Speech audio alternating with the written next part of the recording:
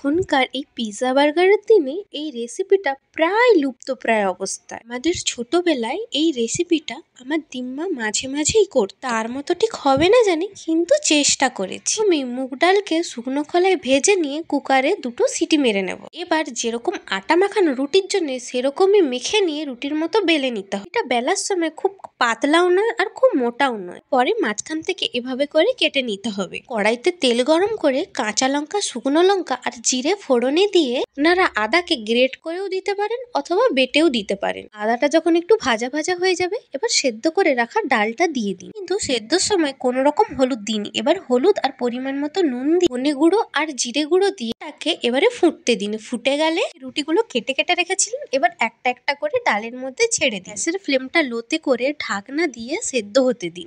50-60% সেদ্ধ হয়ে যাবে, আপনাদের পরিমাণ মতো চিনি দিতে পারেন। এগুলো সেদ্ধ হয়ে গেলে কিন্তু আপনারা বুঝতে পারবেন। এভাবে একবার বানিয়ে দেখুন, গরম গরম যা খেতে লাগে না।